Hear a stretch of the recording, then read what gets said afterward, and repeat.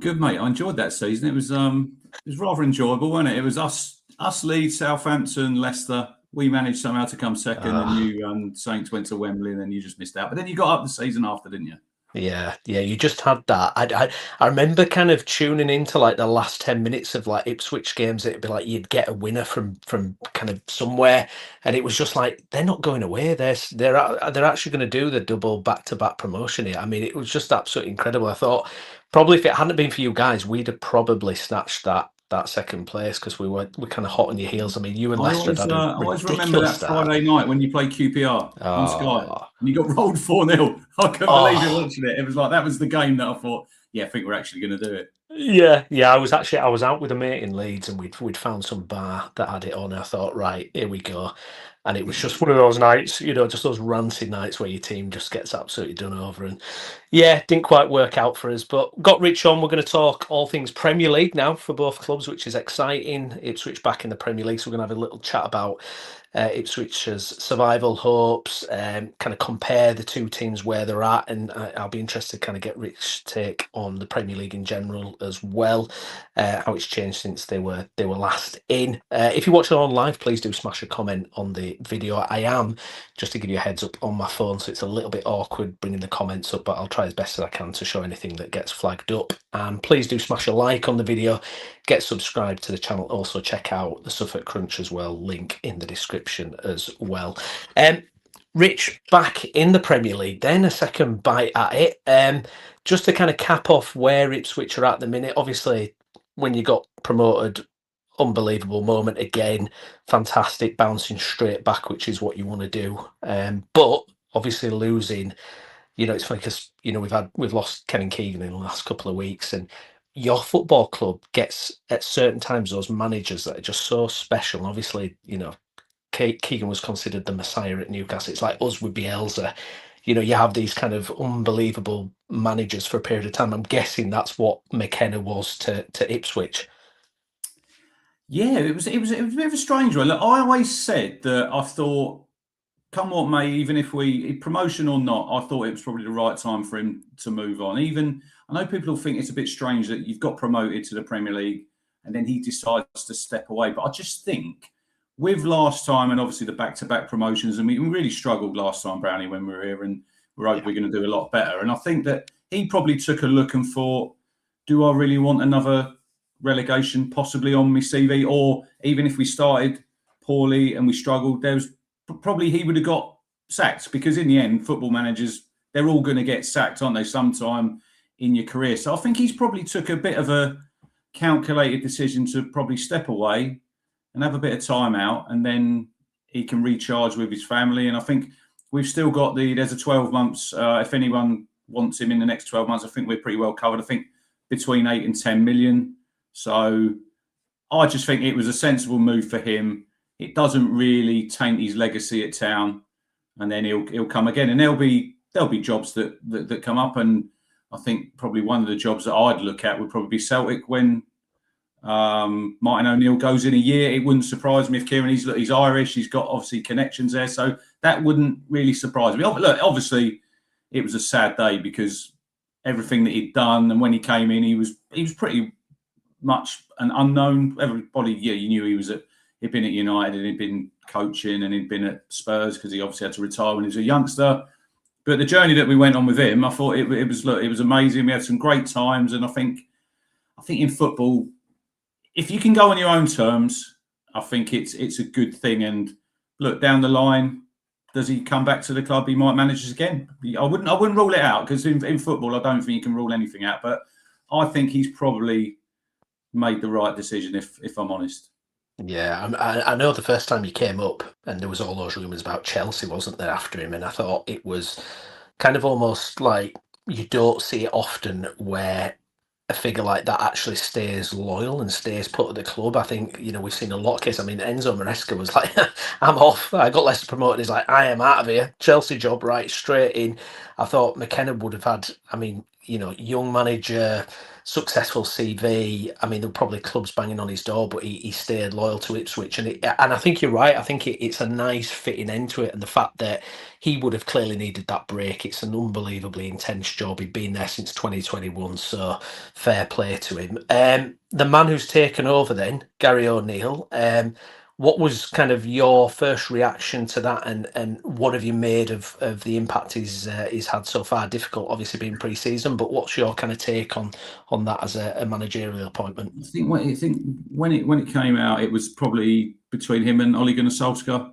I think there was a lot of people wanted Solskjaer because, like, look, I think he's a likable character. But then I think if you look at Gary O'Neill, and I know that the second season when he was at Wolves, he obviously got sacked because it all went pear-shaped there. But I just think if you look at Wolves as a football club, Brownie, I don't think it's just what he done there. I think you'll find football clubs when they're on that sort of downward spiral, because obviously the guy who came, was it Vito Pereira come in? I think he took over from him, and he done quite well that first season, kept him up. But then you look what happened to him the second season, a little bit the same to O'Neill. But you look at the job he done at Bournemouth, he kept him up. He kept Wolves up. Can he keep Town up? It's a real hard job. I think I'm not saying it's an impossible job for a promoted team, because you just have to look at like yourselves and Sunderland. But you look at the teams over the years who get promoted. I always look at Burnley.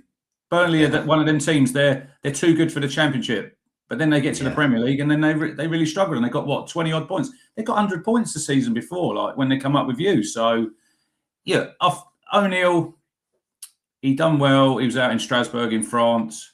I think he'll be given time. I think it's probably a decent club to come. Look, we don't go through managers. I think we've only had 20 managers in our history, so we're not a club that's going to panic and after 3 or 4 months, if it's all going wrong, that he's going to get the sack. But I think there is a bit more expectation on him because he's got them two times when he's kept clubs in the Premier League, which McKenna didn't have. So if I'm looking at Kieran and I'm looking at Gary O'Neill as a Premier League manager, I think we probably have upgraded. People would say, yeah, but it's a bit of an uninspiring appointment. But I think sometimes I don't think it was a great time to look for a manager. If I'm honest, you could have gone down the foreign route and got someone in that you don't know. But I think they know Gary O'Neill. They know what he brings to the table. And now it's just a case of getting on the grass. We've signed 6 players already. We need a lot more, mate. We need a lot more. It's scary. Yeah, we will get that covered. And it's interesting with Gary O'Neill because we came up with Farker. Obviously, he'd had 2 years at the club, but Farker's Premier League reputation, most pundits and Leeds fans, and I think even that. Well, well, this is it. He got Norwich relegated, and then he got sacked at Norwich in the second Premier League campaign when they struggled again. But contextually, had no budget, that kind of thing. And I think a lot of pundits and a lot of people were saying he's got no chance with Leeds in the Premier League. Farke, I think in the betting odds, he was one of the top ones to be the first to be sacked, and he defied that. And I think if Gary O'Neill can kind of do a similar thing, because what was your feelings, Brownie, towards Farker when you got promoted? Were you on the fence, or were you quite happy to stay with? No, do you know what? Actually, it's fascinating with Farker because me and Jay, who we do the Leeds content with on this channel, where actually, if you probably look across social media, we've been more pro Farker than a lot of people. I think for me, when we lost that playoff final and we were driving back from Wembley, I was like, if we sack him tomorrow, fine, don't care, good riddance kind of thing. He's just continually impressed me over and over again. And the fact that, we sold key players and he still got us promoted, I was all for giving him a chance. However, I understand modern football, how it works. I mean, Gary O'Neill at Bournemouth kept Bournemouth up and they sacked him. And I think everyone was scratching their heads going, what have they done? But then obviously, Iriola has come in and done what he's done.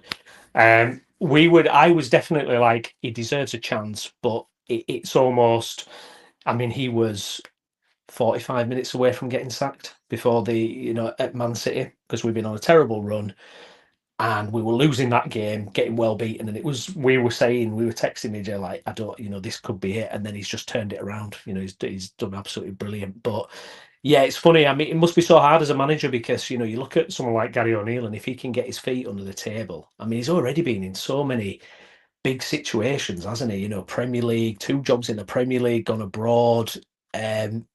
it could be that this could work. Like you say, I mean, he's got the experience of keeping two teams in the league. Why not Ipswich?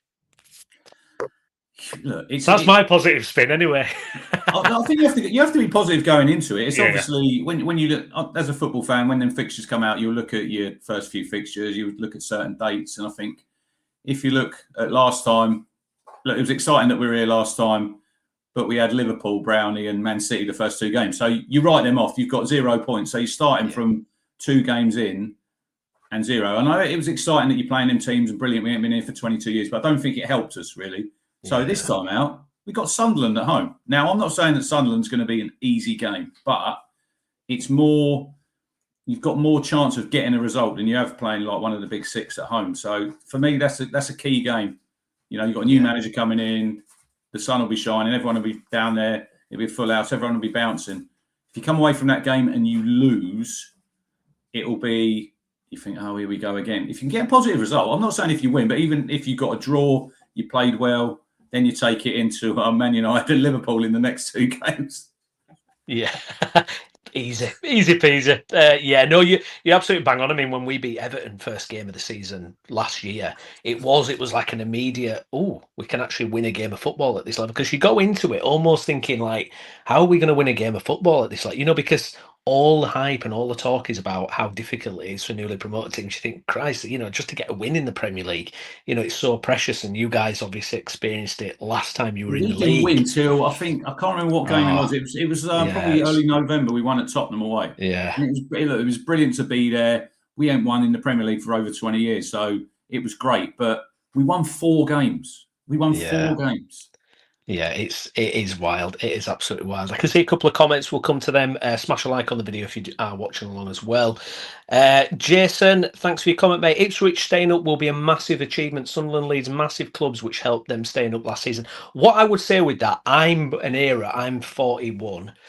I still think of Ipswich as a big club because of George Burley era and also like Bobby Robson stuff. It feels like there's still that kind of like feeling of Ipswich being a massive club.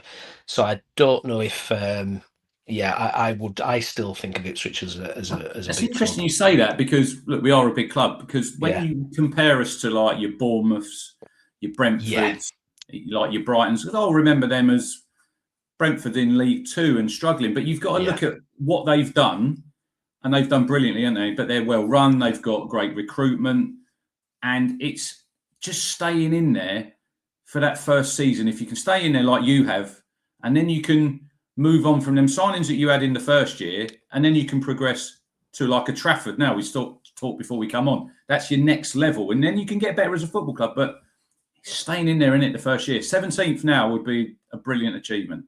Snap your hand off. Yeah, absolutely. Nigel, let's have a look at yours. Thanks for your comment, mate. Where are all the Leeds and Ipswich fans in the chat? As a yellow, 2 blue, Rich is a top man. Always want Faka to do well at Leeds. Yeah, indeed. Yeah, I mean, this is the thing. I mean, in terms of, when we got promoted under Bielsa, it was like in the Premier League for the first time in, I think it was 16 years. And it's like, everything's like, wow, we're going to Anfield, and wow, we're going here and we're going there. And it all feels kind of special and big. And it felt like last season, it's almost like, right, okay, we've done that now. We've kind of got through that. We can kind of settle down. We're used to it now, and we can kind of hopefully improve it. I mean, we did stay up, obviously, under Bielsa the first time around. But do you think, I mean, what lessons can the club kind of learn from that period of time, do you think, and having, recent Premier League experience? Well, look, you're never going to turn down getting promoted because we hadn't been here for so long. But I think we did get here a bit too quickly, because we went from, literally, if you look through like history, Brownie, how many teams have been back-to-back promoted from League One, Championship straight up? Not many.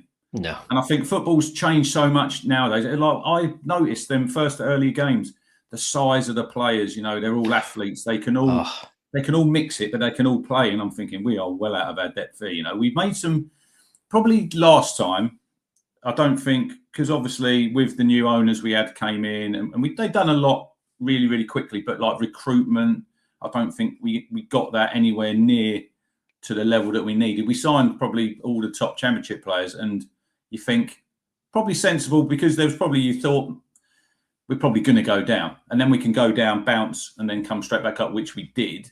So you'd hope that this time that you've learned and your recruitment's going to be better. And if you look at what they've done so far, it does look better than what we've done last time. You can't really tell until we get on the pitch and we play some games. But I think that I just think you've got to be. The trouble last time was I thought in them early games we played quite well. We drew with Fulham at home, we drew with Villa at home, we drew with Leicester at home, Man United at home. Should have won all them games. If you don't get points on the board early as a promoted team, I think because your fans are everyone's thinking, right, this is new, shiny and new, but that soon wears off for me if you don't win games of football. You can be as positive you want and you can play well, but getting 3 points. And there was games there where we come away thinking we played well today, but we didn't win. And I think as the season goes on and then you get into January and then just got into a cycle and then you get stuffed. You play Man City, you get beaten 6-0 at home and you think, Christ, this is bloody hard, isn't it? Yeah, we had 2 seasons of absolute whoopings. I remember the night before I got married, actually, and we played Liverpool and lost 6-0. I was like, oh my God, what is going on? I do not need this. And it's horrible when you're in that place. I mean, it's funny because Leeds' recruitment last summer, what Leeds did really well was they'd come up with a strategic plan of how do we need to recruit, what's the kind of idea of the player we need to recruit. And you're absolutely right. I mean, it's just physical monsters.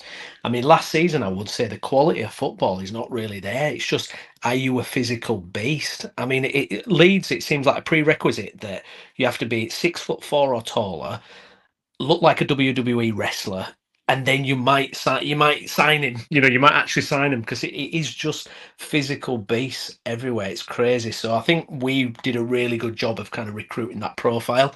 And it sounds as if maybe kind of Ipswich have kind of probably thought long and hard about, going back into the Premier League and what they need. We signed a goalie already. Kel Sherpen. 6'8", 6'9". 6'9". He's going to be the tallest goalkeeper to ever play in the Premier League. I don't know a lot about him. I'll expect him to be pretty decent on crosses. But you're saying there about the football wasn't that great in the Premier League. You look at Arsenal who won the league. You know, and I'm not saying that they're a bad football team because they got some real quality players. But how many goals they scored from set pieces? They were great then, weren't they? Yeah. And that's them little small margins that you can get right because.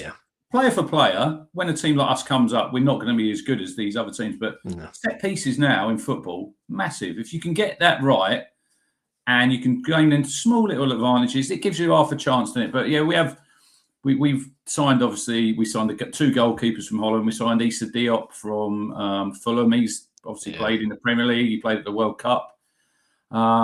We signed Fatawu from Leicester, and I know people think he's a bit... Yeah, what do you make of that one? Is that what did you think of that one? See, I think he's got some talent. It depends, doesn't it? It's like, what do you really get now for 20-25 million?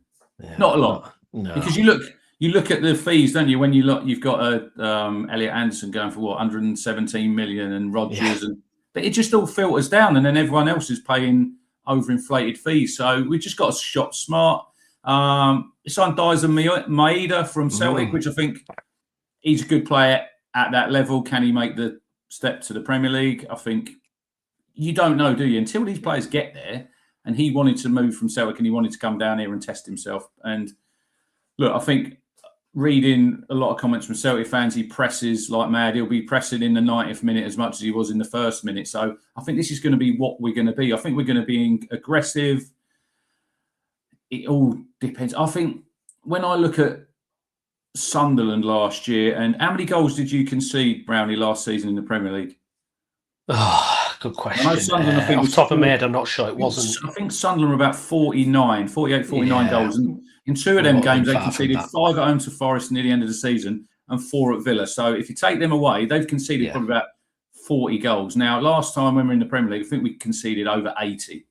So you've got to somehow make yourself harder to beat and solid, and you've got to have a little bit of luck along the way with injuries, with VAR, we're back to that again. Nobody likes it, but you're just going to have to put up with it because but you look at yourselves in that Everton game. The first game you got there, the handball from Jagielka. Now, a lot of people would have said it's handball. Other people might have said It's not handball, but you got the penalty and you won the game, didn't you? So you've had a little bit of the rub of the green go there in your first game. So I don't know. I just think we signed 6. We probably need another 6 to 8 players. As we haven't got real midfield at the minute. We've got some injuries in there. We've had players had operations, so they're not going to be fit for the start of the season. And we're linked with Julio Enciso. We had him last time. He was on loan. We had him from Brighton. He's out in Strasbourg, so he's obviously played under O'Neill out there. He had a decent World Cup for Paraguay.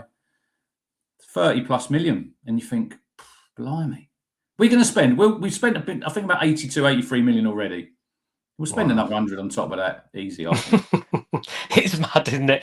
Yeah. I was at my head. I did watch him in the World Cup, and I thought he was good. There were a lot of Leeds fans online saying sign him, so that must be a good sign. But can he make that jump? SPL, look, he was good, and you watch his highlights and you watch his goals reel, and you think if he can get in them positions, he can score goals. But look, you're playing against much better players, so and you don't get so many chances as you're going to get like in the SPL in a game. You're probably going to get 3 or 4 chances. You might only get 1 in the Premier League, and if you get 1, it's got to go in the back of the net.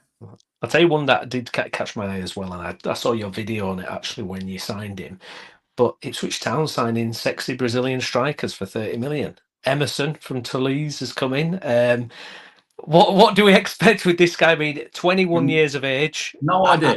I don't know. Yeah, I don't have any idea what it is you're getting with him or what type of player he is. But a Brazilian centre forward always sounds exciting. It sounds exciting. I've seen a few training videos. At the minute, I'm not that impressed. I'm going early. I'm going early. Do you remember Sam Parkin? He used to play for Town. He's a pundit now. He does some punditry. He comes on Sky. So we signed back in early 2000, right? We had Darren Bent, Shefki Kuki. We nearly got promoted, and they banged in about probably 50 goals between them. They both got sold. We've ended up with Nicky Forster, who used to be a good striker, who was at the back end of his career, and Sam Parkin, we signed from Swindon. He scored 5 goals for us. So I am going early, and I'm calling Emerson the Brazilian Sam Parkin at the minute. And I'm going really early on it. But we just said there, we signed him for 24 million. But what are you getting? You're getting a striker who scored 6 goals in the French league for Toulouse. So you're signing him on potential. That's what you're signing him on at the minute. And he's coming to a different country, He probably doesn't know much English, doesn't know anybody. He's got to move. So I think sometimes you do have to be patient with footballers. I'm joking aside there about the Sam Parkin, but you've got to let them settle in. That's the clip I'm going to use. I'm going to cut that up. And that'll be what will be on TikTok. Do you know what I mean? When he bangs in 20 goals and he gets sold for 80 million, I'll be quite happy to take it. But I think you do have to be a little bit patient. But is there any patience in football nowadays? No, absolutely not, is there? Because here a lot of good comments coming in. Thank you so much. We'll get to some of them now. Michael Brown here saying Ipswich Town were a victim of their own success after a number of years in League One. More than jumping into the Premier League after one season in the Championship meant they really had a League One side in the Premier League. I mean, in terms of a hangover from, when you're flying through the divisions like that, is that kind of done now? Is there any kind of League One left over still kind of? You've got Leif Davis. Leif Davis, that's our boy, Leif Davis. But he said himself last time in the Premier League he struggled. He struggled with the league because there was a lot of talk in the sort of Ipswich fan base that he could play for England. We were saying Leif, and then he did struggle, I think, and like he said, he even accepted that himself. So he's got another shot at it now, and you'd hoping that he would have improved. Still got Wes Burns. Give him another year's contract. Everyone loves Wes, so I think it'll probably be his last year at the club. But other than that, we've still got Christian Walton, but he won't be the number 1 goalie. But other than that, they've all disappeared. Brown. It was sad when they all, when you have players and you have a great team, and it's just sad when they all leave. But if you want to progress, you have to be ruthless. Look at Sunderland last year. I think they signed nearly a whole new team, didn't they? Yeah, absolutely. I mean, they had a 20-point deficit to Leeds and Burnley to make up immediately because that's how far in front we'd finished in the Championship, and then they end up qualifying for Europe. Absolutely ridiculous. You might be going down the Arsenal route here. So, Tammy, thanks for your comment. Hoping our new set-piece coach is better than the last one. What's going on here then, Rich? Well, are we Arsenal 2.0? Mark Hudson's gone. He's out the door. He wasn't very good. He wasn't a great set-piece coach. We didn't concede many, but we didn't score many. So I don't think O'Neill was named a set piece coach yet. So be interesting to see who we get in there. But it's them small margins, like I say, you've got to get them right. If you can get someone in, look, I mean, teams now they employ throwing coaches, don't they? Oh, I mean, it's Mental. I mean, I should just hand my CV into clubs as a Throw throwing the coach ball onto and the just try pitch. and wing it. Yeah. Throw Not to hard. play. No, not in that shirt, in the other shirt. Yeah, it's absolutely wild. Some little transfer tips for you here as well, Rich. Charlie, thanks for your comment. Rich, you need Peru and Gruev, 20 million. Charlie's one of my good mates, and he supports Leeds. So take no notice what he's saying. He's got hangovers today because he messaged me this morning. He was drinking. Oh, Again, well, after playing cricket and losing, and he hasn't learned, and he was out for 4 hours, and I've got no sympathy for him. And we don't need Piro, and we don't need Gruev. Are you sure 20 million, Rich, and they can be yours? Come on. Well, nobody seems to want to sign them. It's absolutely crazy. So just in terms of financially for you guys, obviously all we hear about in the Premier League now, Rich, is money, and we had PSR hanging over us heads for a long time, and now it's SCR. In terms of what you guys can spend, do you have any idea? I mean, you've talked about spending another 100 million potentially before the end of the transfer window, but what kind of situation are you guys in? I mean, if you hadn't got promoted last season, would you have been in a bit of trouble, like almost like a Leicester? Or I mean, what's the situation? Do you because it's so complicated and it's obviously rigged. I mean, for me, it's totally rigged towards the big six, obviously. I don't know if you saw that net spend table that was flying around Twitter recently, but that says everything. But where are Ipswich in terms of financially being able to compete on that level, and kind of what's that cut off? Look, I think if we hadn't got promoted, there would obviously have to be cuts. We wouldn't have been in financial trouble, but I think, look, if you go down, you have your parachute. You want to get back, don't you, that first attempt? Because obviously, look, we lost the lap and we lost Hutchinson last time, because that's the sad thing nowadays. Because all these teams that get relegated, your best players get nicked anyway, don't they? But then you hope that you're going to have an advantage. Look at West Ham. Fernandez 80 million, and Somerville went for 68 million. They've made 150 million. That's them sorted now for the championship. So I'd expect them to bounce back. I think we're in a quite healthy position. Like I said, spent 82, 83 million. Probably spend another 100. I think Jaden Philogene might be moving out. He's got a new agent now. He's What do you think of that situation? I mean, that's obviously such a key player for you last season. It's one of these ones nowadays where he gets a new agent. His agent gets onto Romano or everything. You know how it works. You know, they're putting their name out there. He's a good player. He done really well last year. Look, I can't sit here and say he didn't. He scored some really good goals. Is he a Premier League player? Maybe not. You know, but we signed him for 20. We could sell him for 30 million.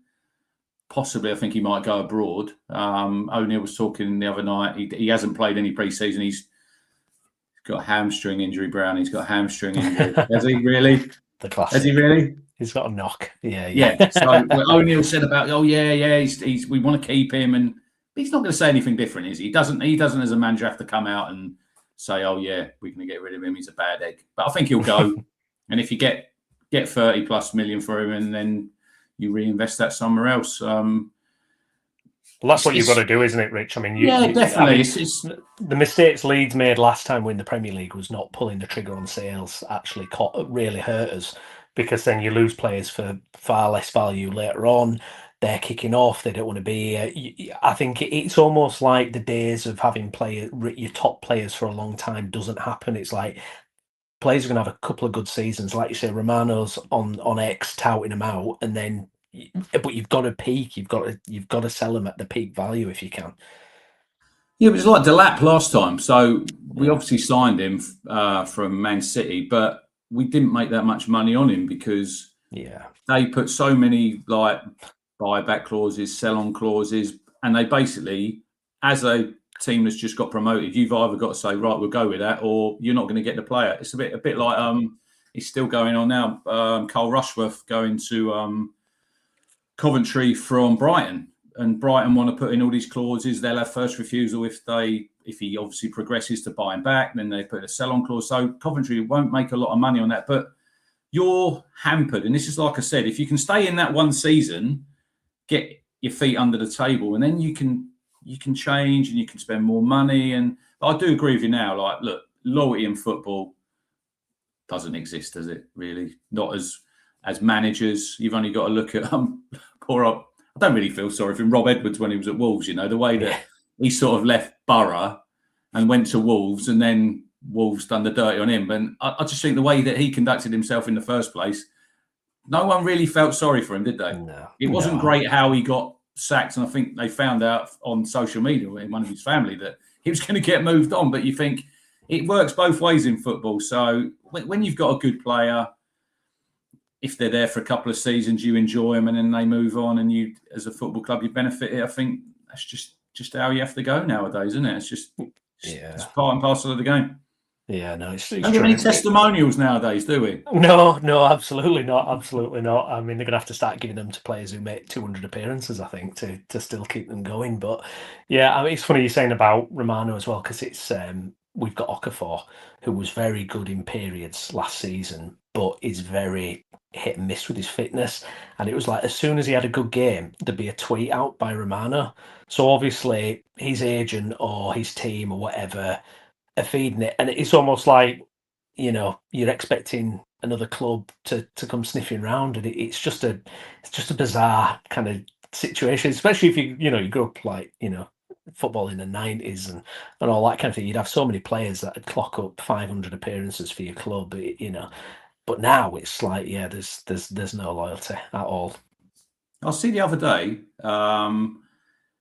Marco Rose, the new Bournemouth manager. So already, right, he's not managed a official game. Like, it's obviously friendlies. He's already the 12th longest serving Premier League manager. And he hasn't even managed in the Premier League yet. It's mental, isn't it? It's it is absolutely phenomenal. Honestly, it's crazy. This is why we were lucky when we had McKenna, and we enjoyed him for so long. And this is what I said.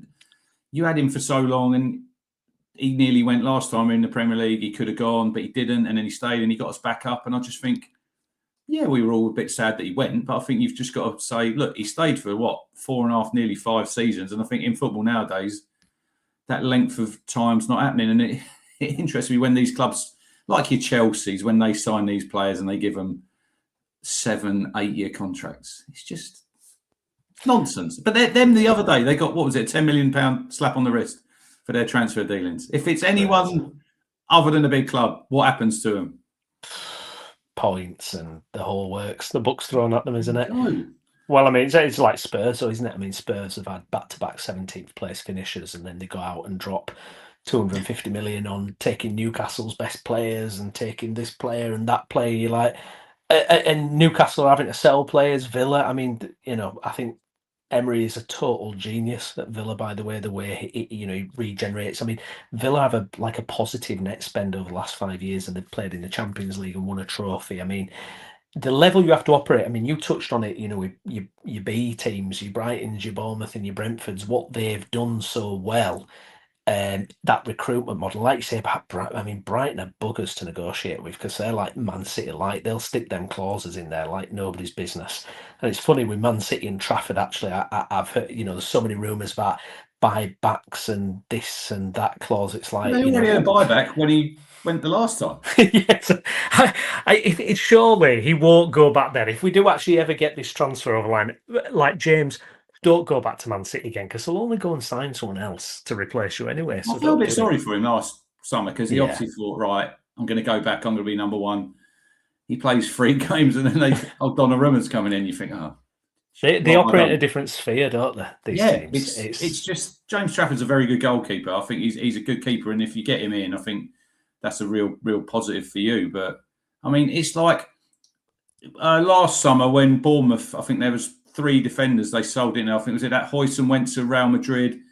They made about 150 million. They flip these players so easily, it seems. And Brighton, they get these players in, and then they sign.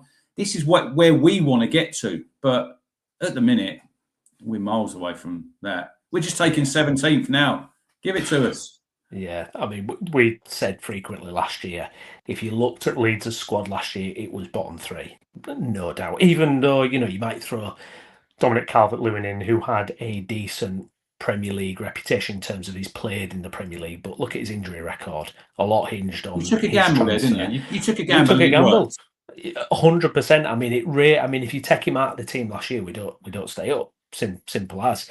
So you have to be really clever, but there's no doubt about it. Things have to fall into places where you need a bit of luck. You need that little bit of luck, and we certainly said last year we were a bottom 3 quality squad, but we just had the fight and the spirit. I think team harmony can't be compared to last time we were in the Premier League. We seem to have a bunch of players that couldn't wait to get out the door. The minute we were relegated, they were like, right, I'm going to activate my loan clause, and they were scarping as fast as anything. It feels like now with the Leeds team, we've built a really good harmonious group that are going to fight and scrap for everything. I mean, I remember the game against Chelsea, Rich, where we just ground them down at Ellen Road. We just, it wasn't about being better footballers than them. It was just simply out fighting them for every single part of that pitch. And I feel like Ipswich are going to have all that to give themselves a chance this time.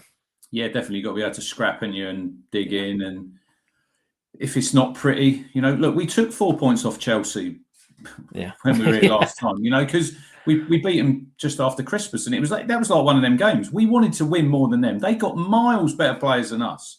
Yeah. But at the end of the day, it is only 11 against 11, and you've got to all stick together, and it's going to be tough, and we know that. You want everyone, like you say, harmony. You've got to all be pulling in that same direction and looking for that same result at the end of the season. So you can't have no bad eggs.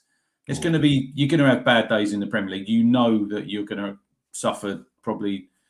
I was talking at work the other day, and you think 40 points, they say, don't you? Aim for 40 points. We were saying, if we win 10 and we draw 10, so that's 20 games, then your top 6s, if you ain't getting nothing out of them, that's 32. It's scary where you think you can collect your points from. And I look early on, like I said before, Sunderland at home. We got Sunderland, Man United away, Liverpool at home, Palace, Everton both away. Then you've got that 3-week international break that everyone's really going to love, haven't they? I mean, we've not had enough international football over the summer. Here we go. We'll have a three-week break. Oh, brilliant. So we could conceivably, if we lost to Sunderland, this is worst case scenario. If we lost to Sunderland in that first game, we could go into that break 5 games, 0 points. That's your worst case scenario. If you can win that first game, get a win against Sunderland, and then maybe you get a point or 3 points at Everton or a Palace. You don't know. Look, Everton, I've seen their fans already. The season ain't started. They're moaning about Moyes. Get rid of him. Yeah. Palace, new manager. So you've got to look for them little things that you think, maybe, but it's still hard. Well, I was going to ask you actually, because last season, one of the really difficult things we were faced with Leeds was the previous 2 seasons, all the promoted teams have got relegated. So you're looking at the Premier League going, right, who do we replace? So which team is going to replace? Now, nobody would have thought West Ham at the start, and it ended up being West Ham and Tottenham fighting it out for that spot. You had Wolves, obviously, they'd been established for a period of time, but they'd been on that downward spiral. When you look at it this season, for you to stay up, you're going to have to replace someone. I guess Leeds is near the top of that list for a team you're looking to replace. You've got a chance of replacing. Would that be fair? Or is there someone else that you're looking at, another team? Well, obviously, look, I think last time we were in the division and us, Leicester, Southampton went down, and they were the 3 promoted teams. We took 2 points from the 4 games against them. So first off, when we play Hull and when we play Coventry, they're cup finals. You need to be. Last season, we beat them both home and away.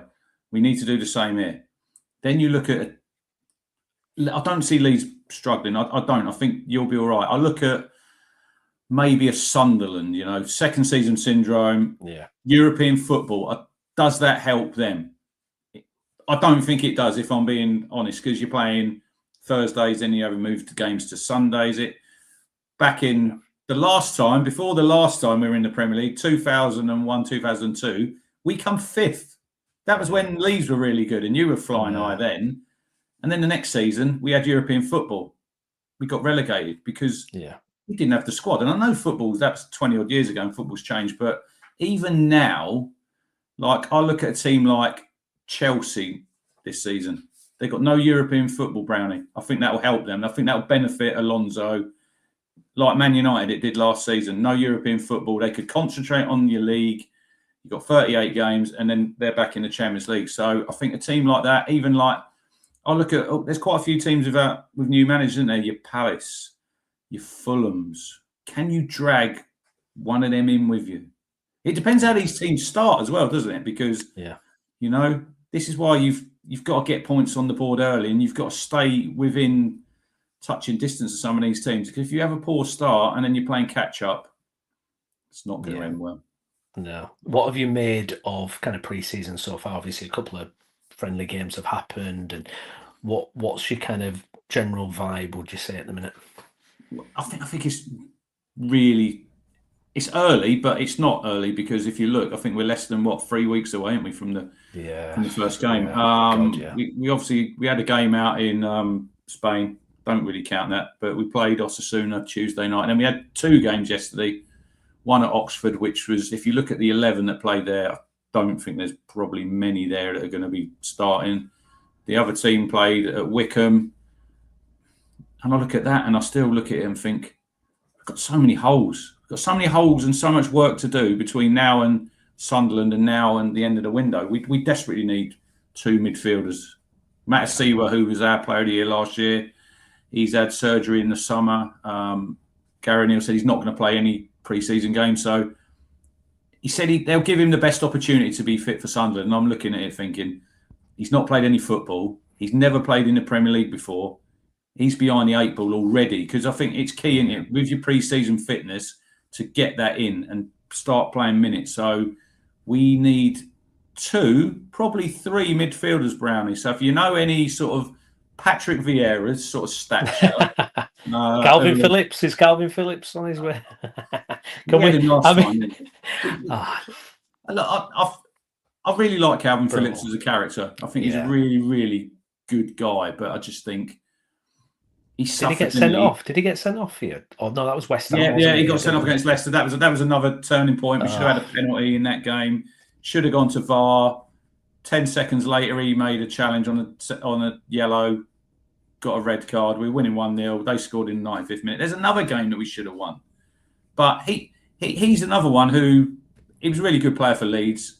He decided to go to Man City because obviously I don't think you're going to say no when you can go and play under Pep, and it didn't help his career. And then we had him, obviously, we took a bit of a gamble on him in the Premier League.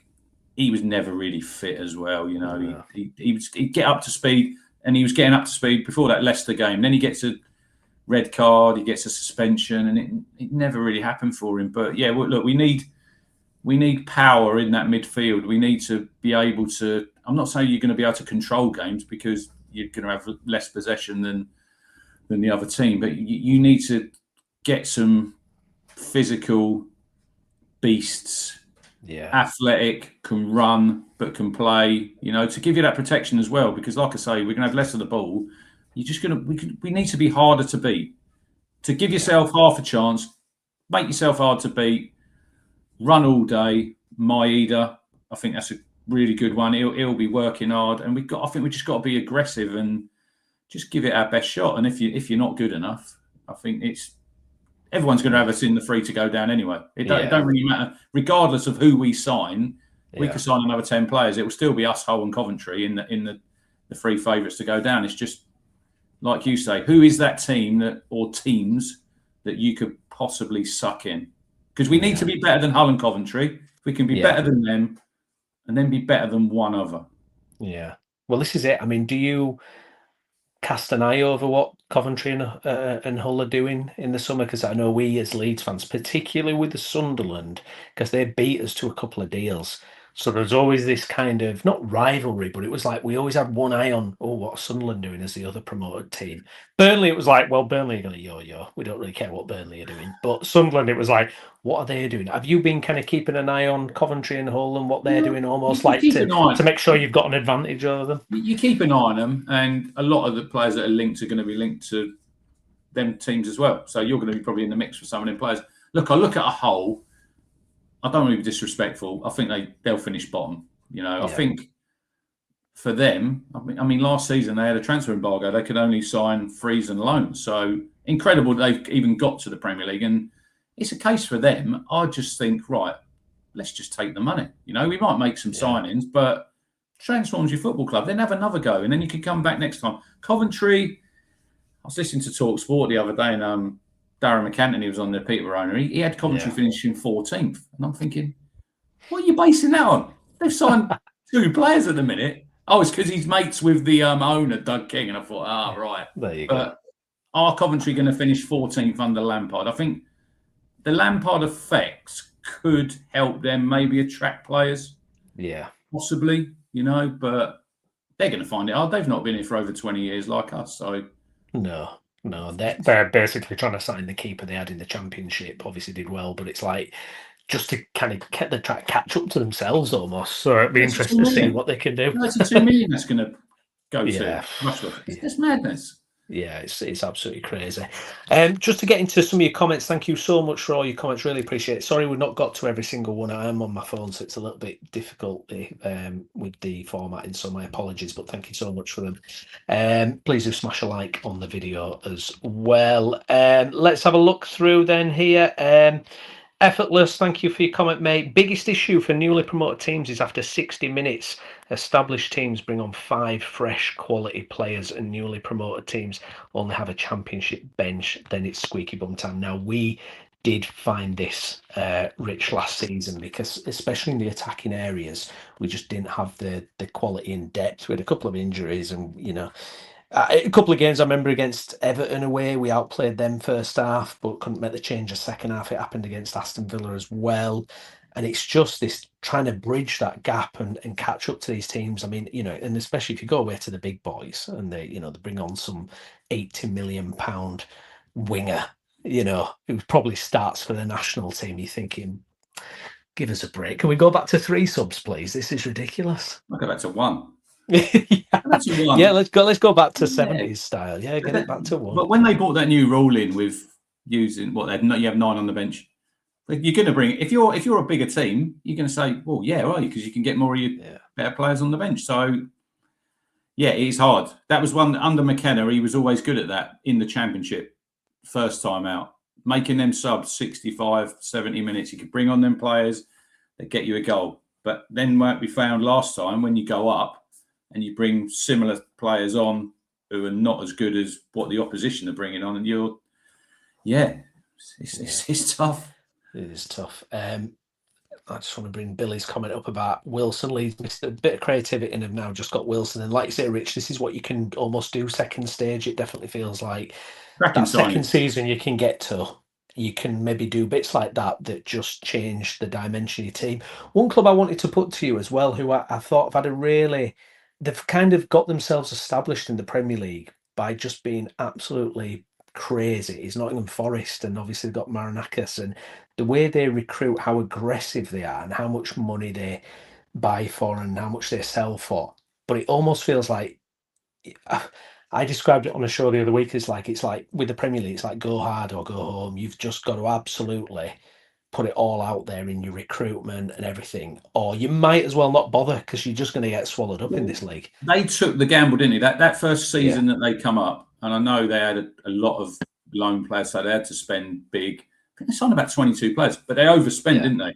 And they took that hit of what? Did they get 3 or 4 points off? Yeah. I think they took maybe a little bit of a calculated gamble because, like you say, if you're not going to try, it's like Burnley, yo-yo team, isn't they? We don't want to become a yo-yo team. I know you get the money if you go down and you come back up, but somehow you have got to push the boat out a little bit. The club will know how much exactly they can spend, and I think, like I said, we spent 83. You're probably going to spend another 100, 120, 200 million.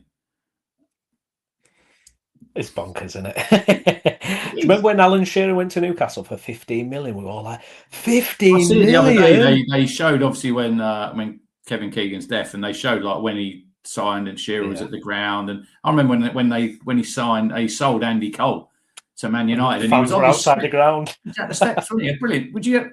You'd never see a manager doing that nowadays, would you? No, No, no. But I yeah, remember when Shearer, we signed. 15 million. Well, I remember when we signed Rio Ferdinand for 18 million, and that was bonkers at the time. That was like, wow. And now it's like 18 million, obviously, inflation, etc. You got 18 million. Is that all we're spending on a player? That might not be enough. It's kind of considered quite low these days. It's absolutely mental. Nigel, thanks for your comment, pal.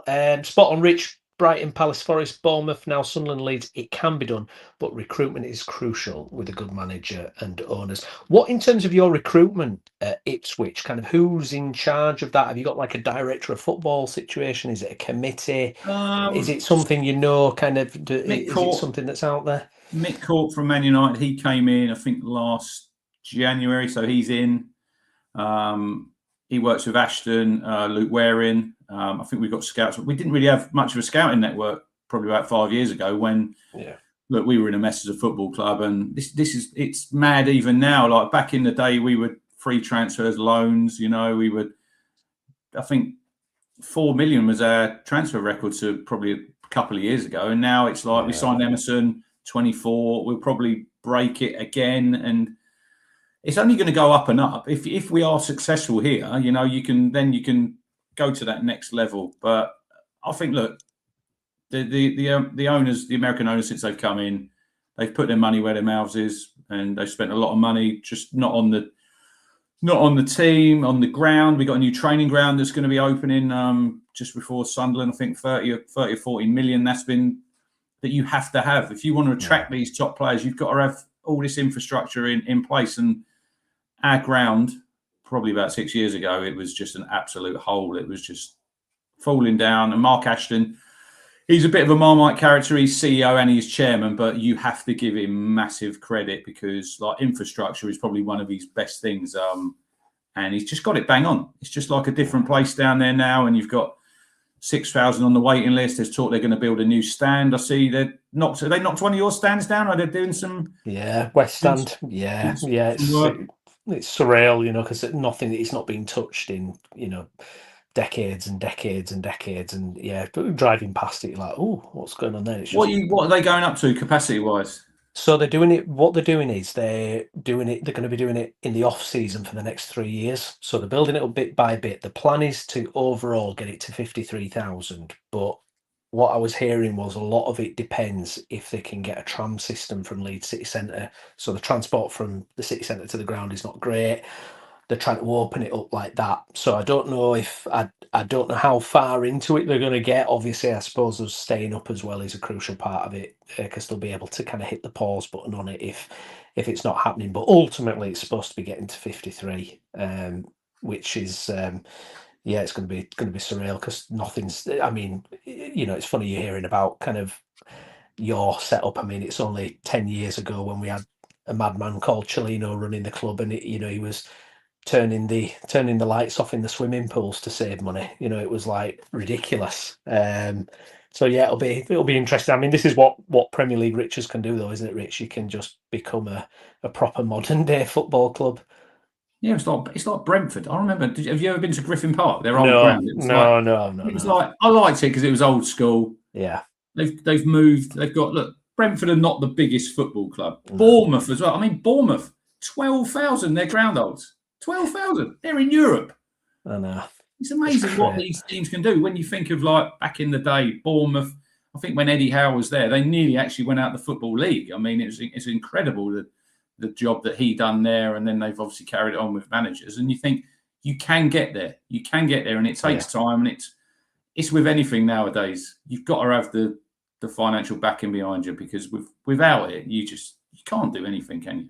No, you can't. I want to bring up Paul's comment here. Thank you for that, mate. I wonder just how badly Fulham and maybe Newcastle might struggle. Palace and Forest could go either way. It could be a very open season. Hopefully Leeds will clearly do well. I think he's going to put, and hopefully Ipswich as well. I mean, it's funny, isn't it? You look at those type of clubs. I mean, Newcastle in particular. I mean, for me, you look at their situation, the owners, the fact that they won a trophy recently, yet it's kind of gone horribly wrong for them, and it's almost like a warning that one bad summer transfer window, one bad managerial appointment, or just something happening can just send you on that downward spiral so quickly. Yeah, I think. Look, was I surprised when I heard Eddie Howe was going? No, I wasn't, because I thought end of the season, I thought it was probably the best time for him to go, because he's done really well there. Got him Champions League, didn't he? But then last season, 12th. Like you say, when you've got all that money that they have from the Saudis, but they can't spend it because of the rules, and then you're just selling all the silver from under the manager, and you just think, well, why would I stay? So it depends now. The new guy they've got coming in, how does he adapt to English football? If they have a poor start, they've done it before, Newcastle, haven't they? They've when you think they're a massive, massive football club, but they've made poor decisions before and they've got sucked in and they've got relegated. So we all hope they have a bad season. That's what it's like. I've never kind of wished more bad seasons on other clubs than having the new modern era football where it seems just impossible to kind of gazump teams.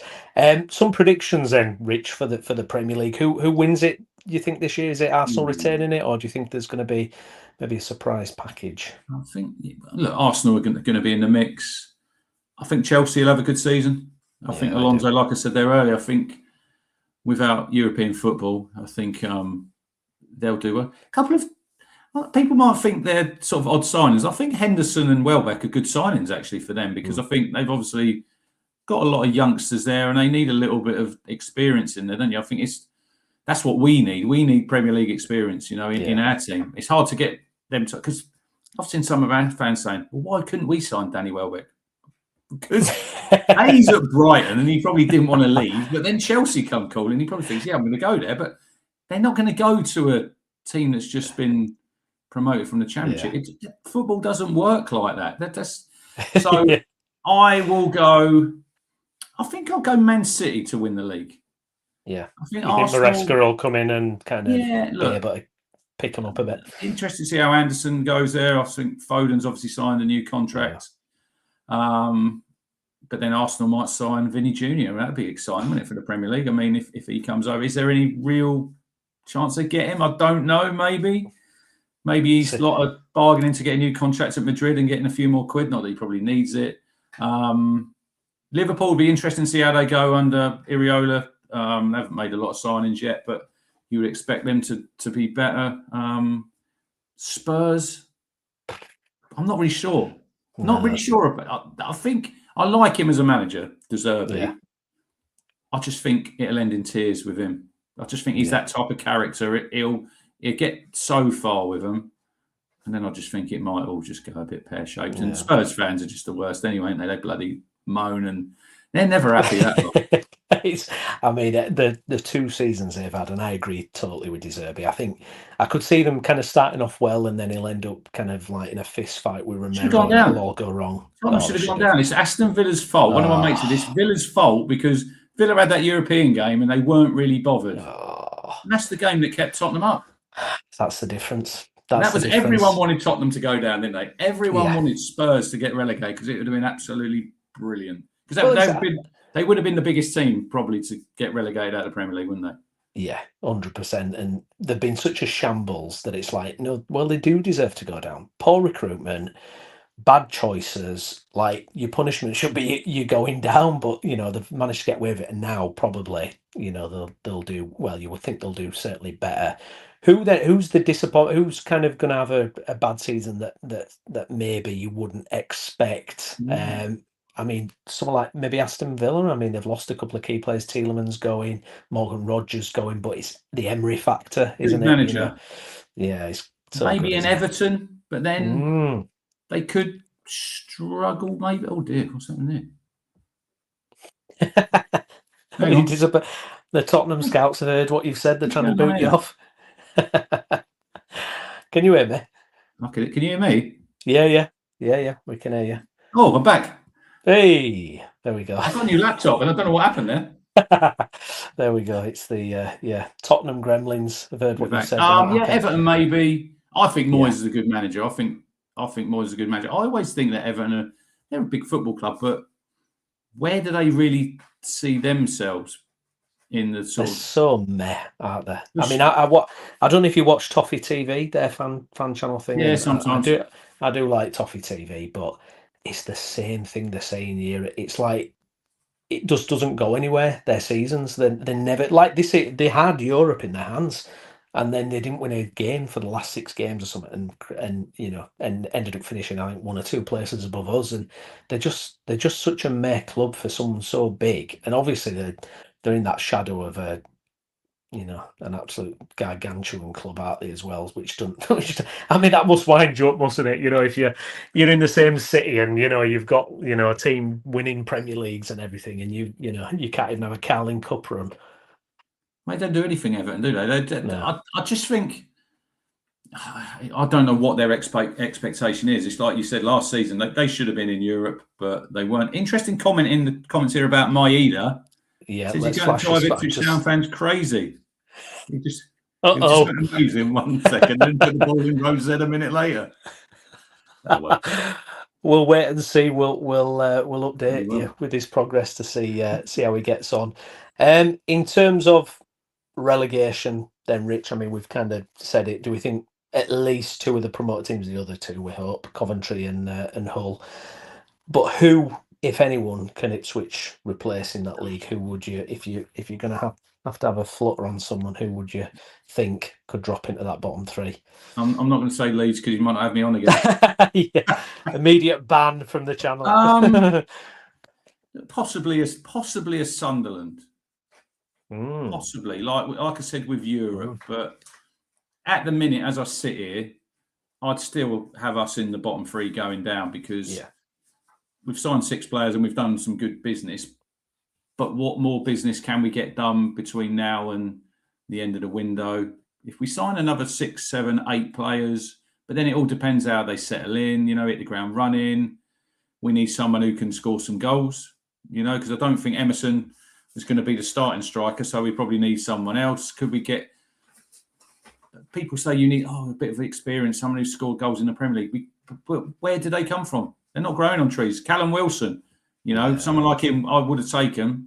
But he went to Brentford because he's going to. He stays in London, and he probably thinks, I don't want to go and play for Ipswich. I'm going to play for a team. Brentford, could they struggle? Second season under Keith Andrews, Thiago last year scored, 20-plus goals. If these goals dry up, you don't know, do you? It's just, at the minute, it's Ipswich, Coventry and Hull are going straight back down.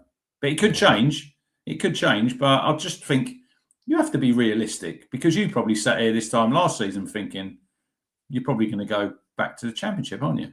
Yeah, 100%. Yeah, especially when you've already been relegated as well. You don't have that kind of naivety. You're like, yeah, it's brutal, and you just know what it's kind of like. I mean, from my personal point of view, I mean, I think it's healthy for promoted teams to stay in the league. Certainly, a couple of them, like last season, I think it was a breath of fresh air. I'm not just saying that as a Leeds fan. I think that's what you need in the league. You need teams to be able to come up and have a go, stay up, chance to establish themselves. This idea that 3 come up just go straight back down, I think it's horrendous. I think it's something's broken in football if it's just like that constantly. So I really hope 1 or 2 of the teams can stay up, and I hope one of them is Ipswich. But like we were talking earlier, Wolves, it was on the cards for Wolves. They were one of them teams who were spiralling. So I don't see there's any of them at the minute in there who's going to, you're thinking, they've struggled the last couple of seasons. They've keep replacing managers. They're going to slide down. West Ham, did that surprise me? Not really. They all all the fans hate the stadium. I think when you've got teams who keep changing their manager once or twice a season, they're going to get relegated. So you want someone to struggle, replace them with another manager who struggles, and then maybe like Wolves did with O'Neill and Pereira after that. But at the minute, I don't see, Brownie, that there's any of them teams in there. Maybe Newcastle. They could struggle. It depends how they start, but I don't really see them in the mix. What about Fulham? I mean, they've got Arviola, haven't they? And it's like he's managed a few games at Real Madrid, and they binned him off, and it's like interesting. They've lost. They were a yo-yo club, weren't they? Yeah, Jimenez is gone, hasn't he? And Harry Wilson, obviously, their player of the season last year, is gone. You do wonder there, but it's it feels like these established Premier League teams that can go out and splurge last few days of transfer window and fix all their problems a little bit. But hopefully one of them. I mean, Fulham. I mean, before Silva went, they were absolutely a yo-yo team. Well, I remember that first time they got promoted, they spent 100 million and then they went straight back down, didn't they? And then they came, obviously, They have Mitrovic in the Championship who got 40 plus goals, and you're thinking, this is not happening. But this is just what someone like him is the sort of type of striker you need. I mean, he wasn't a great Premier League striker. He was all right. I'd take him, not now probably, but a couple of years back. But that's what you need. You need someone at the top end of the pitch who's going to get you some goals. And like we said earlier, Calvert-Lewin was a great signing for you. You probably thought at the time, bit of a risk with his injury record at Everton. But it paid off, didn't it? And he's kept you up, and he's done his job. He's done his job, even if this season he struggles and he gets injured. And now you're probably in a place where you probably could replace him, and you could get someone better in than him. But I don't see many Dominic Calvert-Lewins floating around in the transfer window for free. Who we're going to be able to get hold of?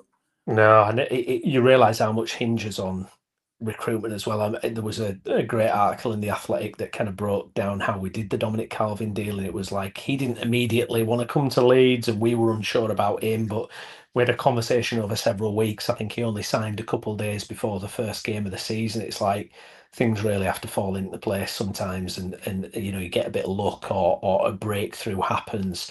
But like you said, a lot of those profiles are not out there at all. So it is a real challenge. Well, I think there's a real lack of strikers, Brownie. I think I just think in football in general for number nines. I mean, you look at England.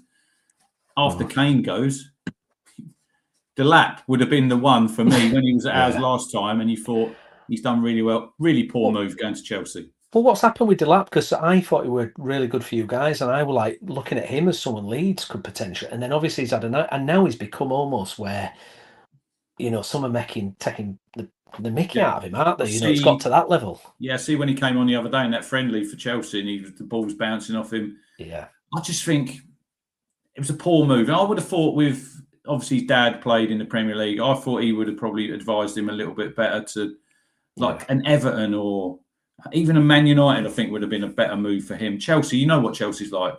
You go into London, the bright lights, and it can just it just swallowed him up. And he needs a move now. There's a lot of our fans are saying, can we get him back? But I even think now that's a step down for him.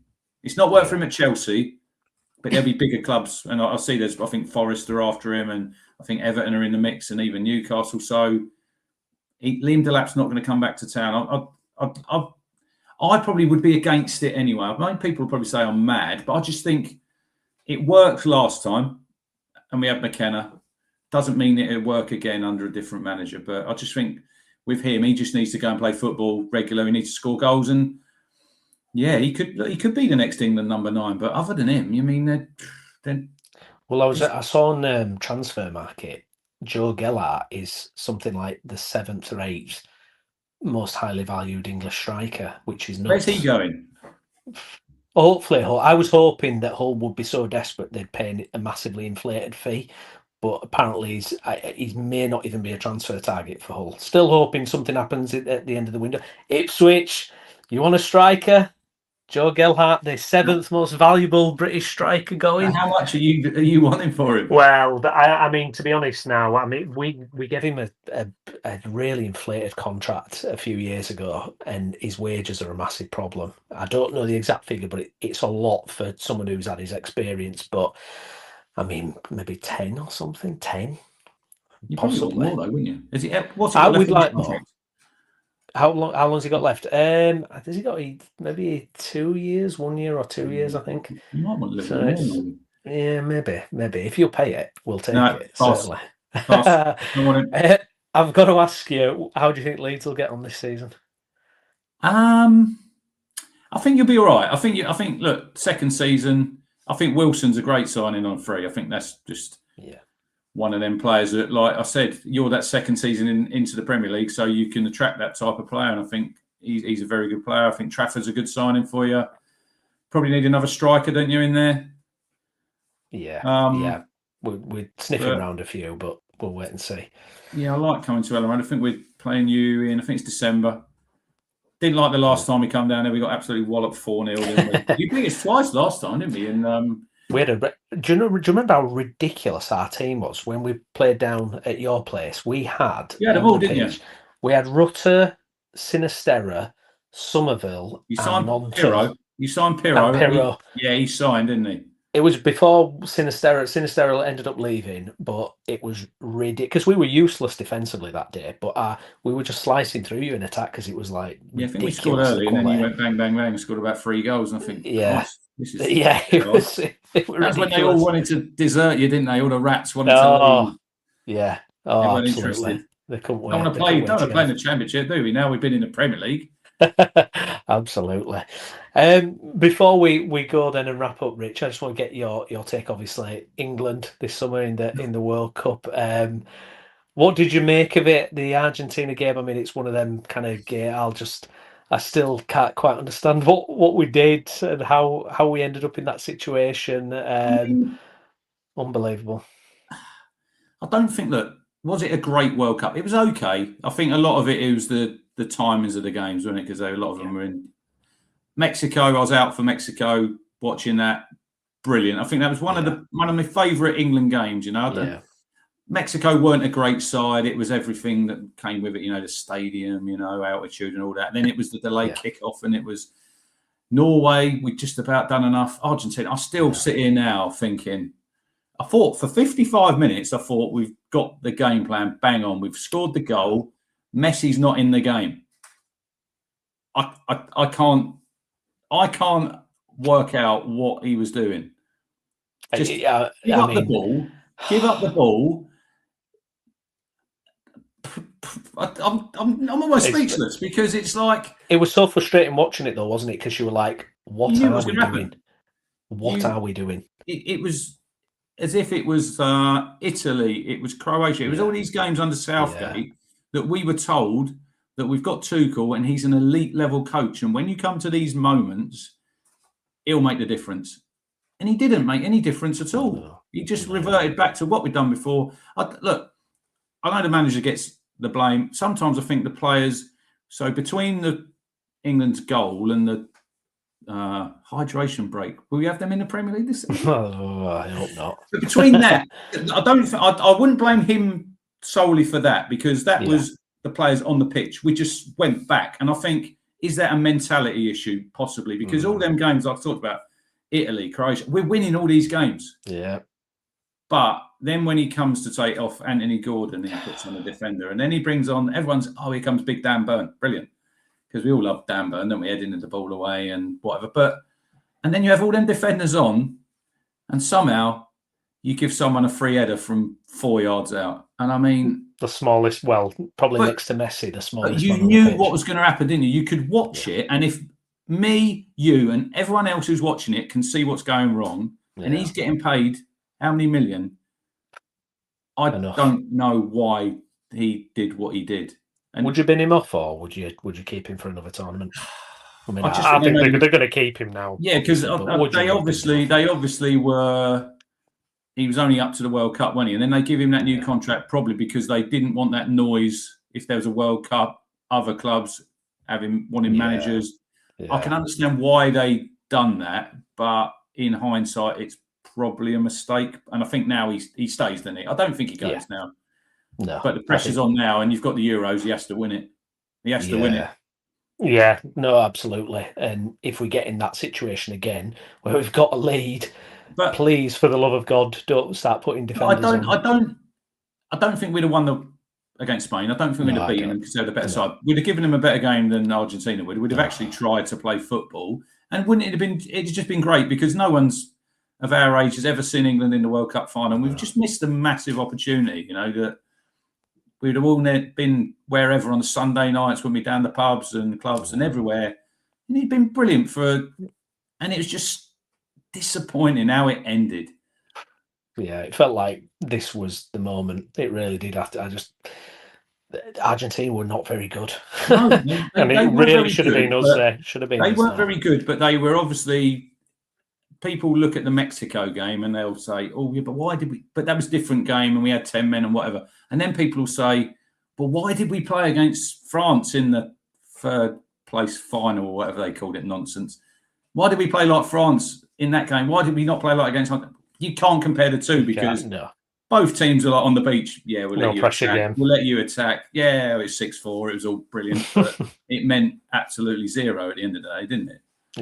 Yeah. Not worth But it. deflating. I think it's just deflating because you've employed a manager there, and I can't sit here and say he's not a good coach because he is, because you look at his record. But he didn't really take responsibility, did he? No, After not at all.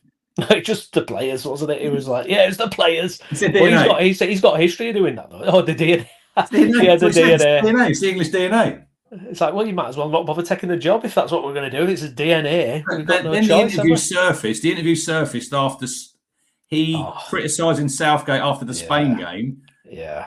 But then it's basically just what you've done. Crazy. Absolutely crazy. Yeah. At least we don't have to think about England until that irritating 3-week break. September, 3 weeks. Nations League's back. Awful. Got Spain, first game. You won't get the ball. You won't get the ball. Pass around us for 90 minutes. Yeah, absolutely not. Good stuff. Well, we will wait and see what's going to happen with the Premier League. Not long till kick-off now. Who you got first game? We've got Forest away. Away. So, reason we were one of our poorer games last season was Forest away, but it was that horrible 2 p.m. Sunday slot. I hate 2 p.m. Sunday slot football. Horrible. I think out of the first 5, we have got 3 p.m. kickoffs. Which not bad. Make the most of it, because after that you get your European football comes in, and then there's and then it changes, and then it's Sunday nights and Saturday nights and all over the place then, isn't it? But there's something about the 2 p.m. Sunday slot I just don't like us playing at that time on it. We just don't seem to do anything. But we'll wait and see this time. It is a 3 o'clock Saturday kickoff, so hopefully, fingers crossed, it'll go well. But yeah, I've really enjoyed that, Rich. Thank you so much for taking the time to come on. I hope we can have future catch-ups like this, check in, see how our teams are doing. We both stay in the league and we can chat more. We can light our cigars in a year like established Premier League teams, I say. Well, wouldn't that be great? If only. That's the ultimate. That's the ultimate. Where we're going to get one. I like the Championship. Don't get me wrong. I like it. You got more games. There's more midweek games, but is it where you want to be? The Premier League is where you want to be if you can get your feet under the table. Yeah, but it's just getting your feet under that table to start with. I mean, tragically for me, I started spotting Leeds about 2 months after we won the old First Division. You know, we had like Strachan and all that lot. And in the 90s, we were like a top 5 Premier League team practically the whole time, and then obviously imploded into League One and all that. But it's like I always have the idea of Leeds United being a Premier League team, and it was always when we were in League One and Championship, it was like, yeah, great, we win a few games, but I want Premier League. I want Premier League.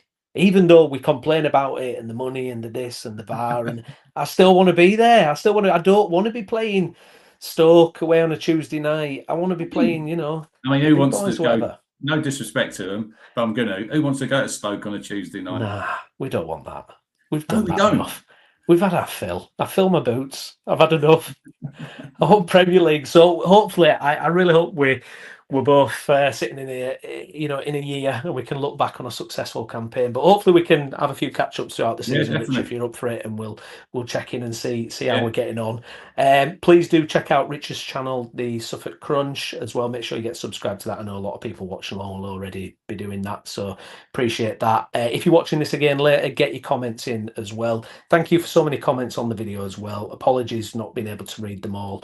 But thank you so much for that, and please do like the video and get subscribed to the channel as well. I've been Stephen Brown, with me has been Rich. Rich, thank you so much, mate, and I'll catch up with you again soon. Yeah, cheers for having us on, and we'll see you all again soon.